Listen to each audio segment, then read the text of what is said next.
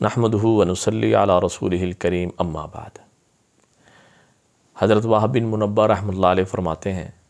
کہ اللہ جل شانہ نے عرش کو نور سے پیدا فرمایا۔ چار چیزیں ایسی ہیں جس کو اللہ جل شانہ نے اپنے دست قدرت سے بنایا۔ حضرت آدم علیہ السلام، عرش، قلم اور جنت عدن۔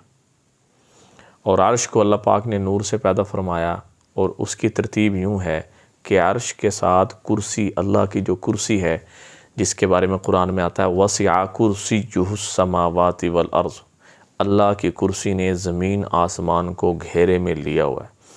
وہ جو کرسی ہے وہ عرش کے ساتھ پیوست ہے، اور عرش اس کرسی کے درمیان پانی ہی پانی ہے، اور وہ پانی ہوا پر ہے۔ اور اللہ جل شانہ کے جو 8 فرشتے ہیں عرش کو اٹھانے والے، ان کے جو کندھے ہیں وہ عرش کے ساتھ لگے ہوئے ہیں۔ اور اللہ جل شانہ نے عرش کے ارد گرد 4 نہریں بنائی ہیں۔ ایک نہر نور کی ہے جو چمک رہی ہے، اور ایک نہر آگ کی ہے جو شعلے بھڑکا رہی ہے، اور ایک نہر اللہ جل شانہ نے برف کی بنائی جسے آنکھیں دیکھ کر چندھیا جائیں، آنکھیں برداشت نہ کر سکیں، اور ایک نہر پانی کی ہے۔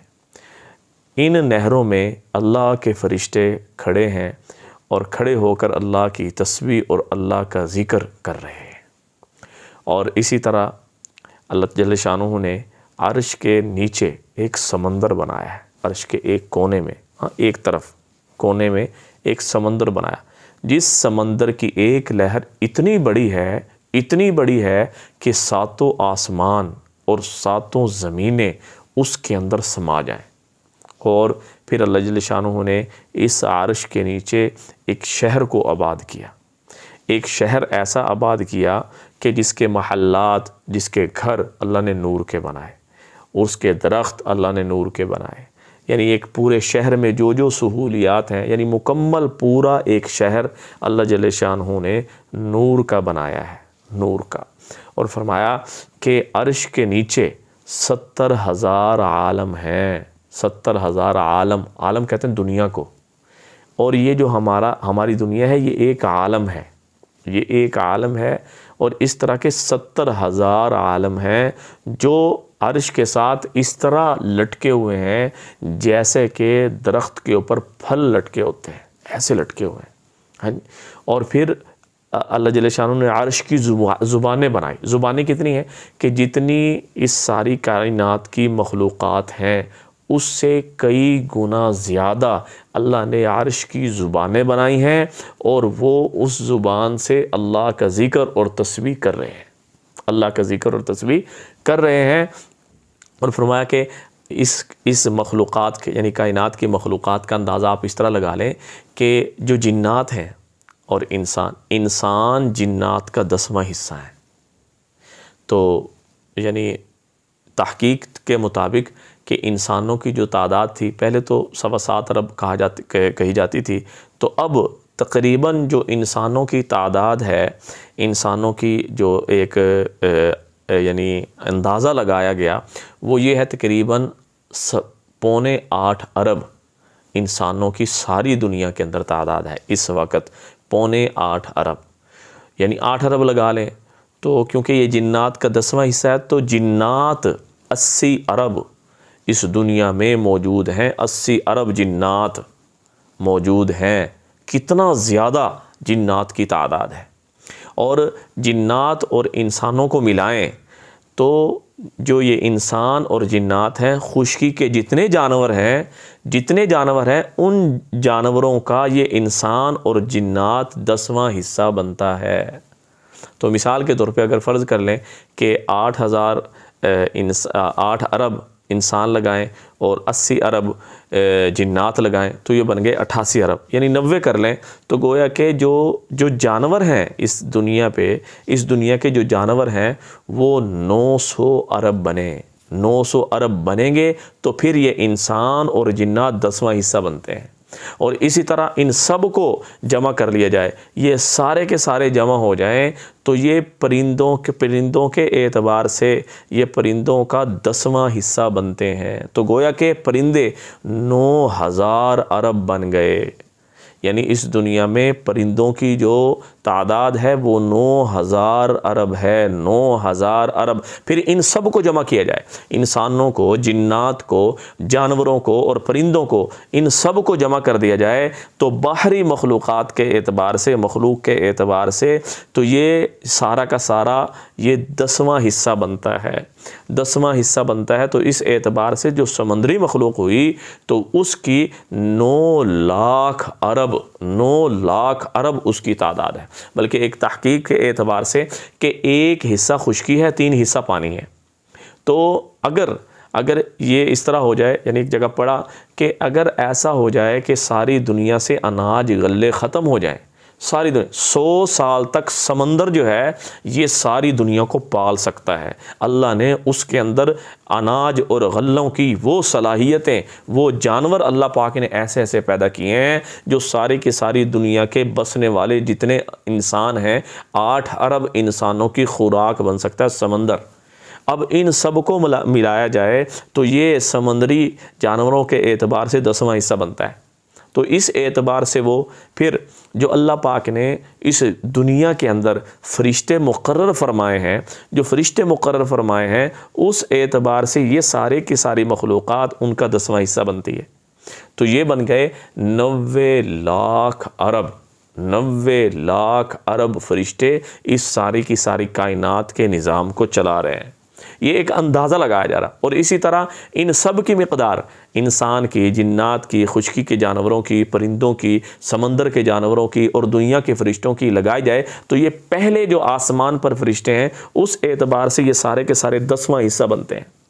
اور اسی طرح دوسرے آسمان، تیسرا، چوتھا، پانچواں، چھٹا، ساتواں، آٹھواں آسمان، یعنی جو 7 آسمان ہیں اس اعتبار سے یہ سارے کے سارے اس کا 10واں حصہ بنتے ہیں۔ اور اسی طرح جن فرشتوں نے کرسی کو تھاما ہوا ہے اس کے مقابلے میں یہ سارے کے سارے ایک چھوٹی سی جماعت بنتے ہیں، چھوٹی سی جماعت۔ اور پھر اسی طرح کہ جو عرش کے پردے ہیں، فرمایا کہ عرش کے 6 لاکھ پردے ہیں، اور 1 لاکھ جو ایک پردہ ہے، اور ایک پردے پر عرش کے ایک پردے پر جتنے اللہ کے فرشتے ہیں ان کے مقابلے میں یہ سارے کے سارے 10واں حصہ بنتے ہیں، 10واں حصہ بنتے ہیں۔ اللہ اکبر وہو رب العرش العظیم، کہ اللہ رب العزت عرش عظیم، یعنی اللہ جل شانہ عرش کے ساتھ عظیم کی صفت لا کر اس بات کو واضح کر دیا، بلا وہو الخلاق العلیم، کتنا بڑا رب ہے، کتنا بڑا خالق ہے، کتنا بڑا نظام کو چلانے والا اللہ ہے۔ اور یہ عرش کے پھر گرد 70,000 فرشتوں کی صفیں ہیں، 70,000 یعنی آگے پیچھے صفیں ہیں، اور وہ جو 70,000 صفیں ہیں فرشتوں کی وہ عرش کے گرد طواف کر رہے ہیں،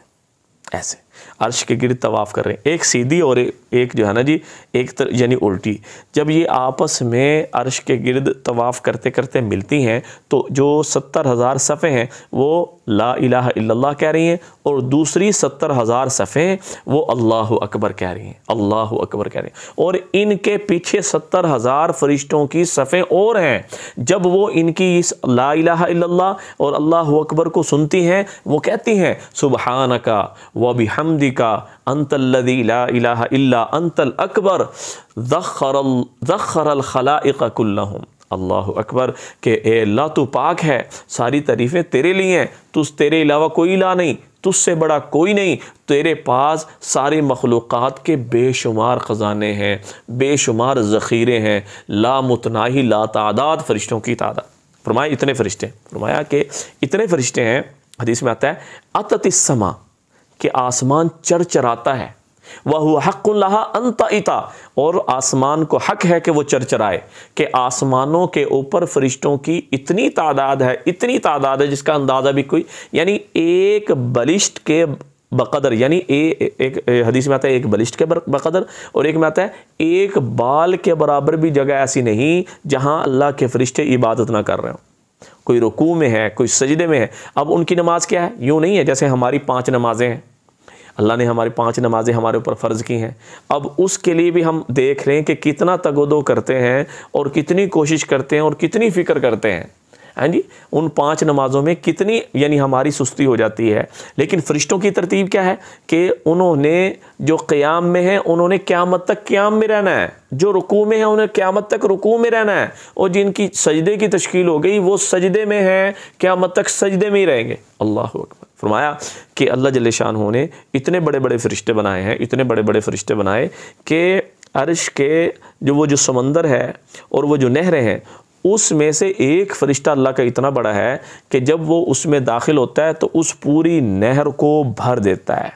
اس پوری نہر کو بھر دیتا ہے، یعنی گویا کہ اس میں غسل کرتا ہے، اب وہ غسل کر کے باہر نکلتا ہے اور وہ پھر جو ہے نا جی اپنے پروں کو، اپنے بالوں کو اور اپنے روحوں کو ایسے کر کے جھاڑتا ہے، جس جھاڑنے سے قطرے گرتے ہیں، ہر قطرے سے اللہ پاک ایک فرشتہ اور پیدا کر دیتے ہیں۔ اللہ اکبر، لا الہ الا انت الذی لا الہ الا سبحانک و بحمدک، اے اللہ تو پاک ہے، ساری تعریفیں تیرے لیے، تیرے علاوہ کوئی الہ نہیں، تجھ سے بڑا کوئی رب نہیں، اور تو عرش عظیم کا رب ہے، وسع کرسیہ السماوات والارض۔ اور فرمایا کہ وما منا الا لہ مقام معلوم،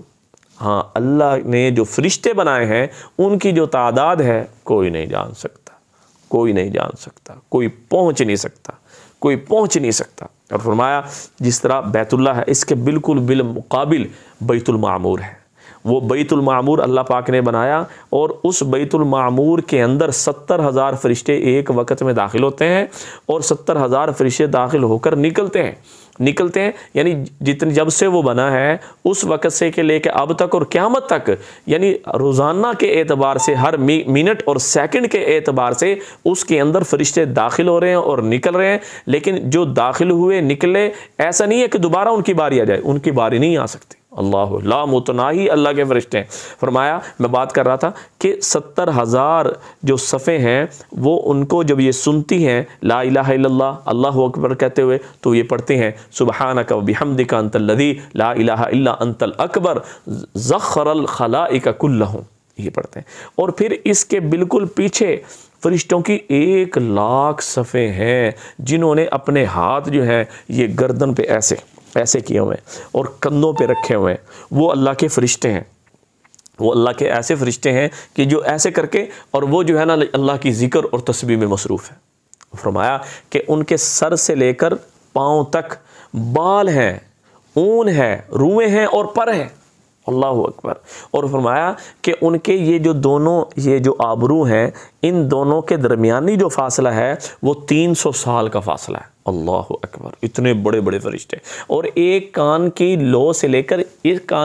لے کر کندھے تک کا جو فاصلہ ہے یہ 400 سال کا فاصلہ ہے۔ 400 سال، یعنی ایک انسان چلے اور 400 سال چلتا رہے، جب وہ اس کے اینڈ پہ پہنچے گا تو سمجھ لو اتنا فاصلہ ہے ان کے ایک کان کی لو سے لے کر کندھے تک، اور دونوں کندھوں کے درمیان کا فاصلہ اللہ اکبر 500 سال کا فاصلہ ہے، 500 سال۔ اس طرح دونوں کندھوں کے درمیان کا بھی اسی طرح ہے، اور اسی طرح دونوں گھٹنوں کے درمیان، میں ٹخنے نہیں کہہ رہا ہوں، دونوں گھٹنوں کے درمیان کا فاصلہ بھی 500 سال کا ہے۔ ہاں 500 سال کا فاصلہ ہے۔ ان فرشتوں کا جو قدم ہے، قدم کہتے ہیں یہ پاؤں کا یہ اوپر والا حصہ، اور ٹخنا کہتے ہیں پاؤں کا جو نکلی ہوئی جگہ ہوتی ہے اس کو، اس قدم سے ٹخنوں تک کا بھی جو فاصلہ ہے وہ 500 سال کا ہے۔ اس اعتبار سے تو یوں لگتا ہے کہ جو ہے نا جی فرشتے کا جو پاؤں ہے وہ اللہ پاک نے بہت بڑا بنا دیا، بہت بڑا۔ اب ٹخنے سے لے کر گھٹنے تک کا جو فاصلہ وہ 200 سال کا ہے۔ اب جس طرح ہماری جو پنڈلی بڑی ہے، اللہ نے فرشتے کی پنڈلی کو چھوٹا بنا دیا، یعنی یہ اللہ کی شان ہے، اللہ کر سکتے ہیں۔ اب اسی طرح 2 پسلیوں کے درمیان کا جو فاصلہ ہے، 2 پسلیوں کے 200 سال کا راستہ ہے۔ اللہ اکبر، 200 سال۔ اور فرمایا کہ جو گھٹنے سے ٹخنے تک کا راستہ ہے وہ 200 سال کا ہے، یعنی اس کا ایسے ہے 200 سال۔ اور فرمایا کہ اللہ پاک نے اس فرشتے کو ایسی طاقت عطا فرمائی ہے کہ اگر یہ اپنے ایک ہاتھ سے جتنے زمین پر پہاڑ ہیں ان کو اٹھائے تو اٹھا سکتا ہے ایک ہاتھ سے، اور دوسرے ہاتھ سے پوری کائنات کی جتنی زمین ہے اس کو اٹھا سکتا ہے۔ اللہ اکبر۔ اور اللہ جل شانہ نے فرشتوں کو بنایا تھا نور سے، اور کچھ باتیں کہ عرش کے گرد جو فرشتے عبادت کر رہے ہیں، طواف کر رہے ہیں، اور فرشتوں کے جسامت اور ان کی لمبائی چوڑائی وہ اور اس کے ساتھ انشاءاللہ تعالی فرشتوں کے متعلق جو باقی سبق ہے وہ انشاءاللہ تعالی آئندہ میں عرض کروں گا، اور اس کے ساتھ میں اجازت چاہتا ہوں۔ اپنا خیال رکھیے گا، دعاؤں میں یاد رکھیے گا۔